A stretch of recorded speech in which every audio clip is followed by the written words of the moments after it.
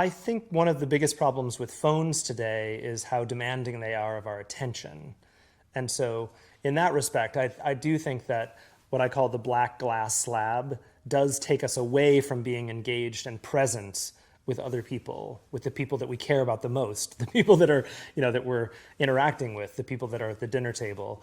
I mean, there's some work that's done by a famous psychologist that talks about how even the presence of a phone that's sitting on the table takes you away from connecting with the other person.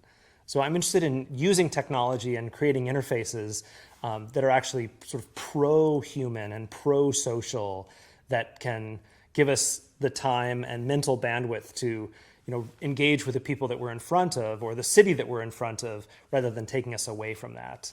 And I think that's mostly a design problem. It's mostly about the subtlety of how we embed things, making things ambient. I think most of us feel pretty saturated with the interfaces that we're presented with today with technology. And that's because of the design of those interfaces. A stream of text in Twitter sort of makes us always feel like we have to dip back into Twitter in order to see what's going on.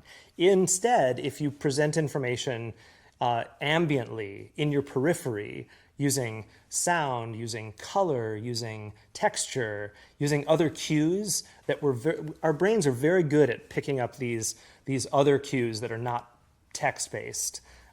Psychologists call this pre-attentive processing. So it's the ability to do things in parallel. When we sit in front, when we have a window at work, we're able to see outside, we're able to tell if it's light out, we're able to tell if it's raining, and we don't feel like that's distracting to our work. So if we could take more information and we could embed it in ways that are subtle and peripheral, then we wouldn't feel so distracted.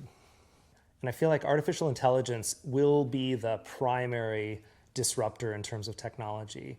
And where that encounters the Internet of Things is, think about all of these objects, whether it's tennis rackets or furniture or wearables, they're all embedding more and more sensors, and a lot of those sensors are visual. Like I'm happen to be wearing a camera right now that's taking a picture of you every 30 seconds, right? And so no one wants to look at all those pictures, but if we have an AI that could look at what you're doing all day, right? That could look at, are you inside or outside? How often are you eating? Are the people across from you depressed, which is probably a sign of your own depression, or are they happy?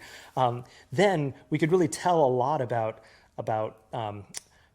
people's interests, people's health, and all of that can happen passively. And so I think ultimately artificial intelligence can play a role in taking care of us, but AI will be the big disruptor in that picture.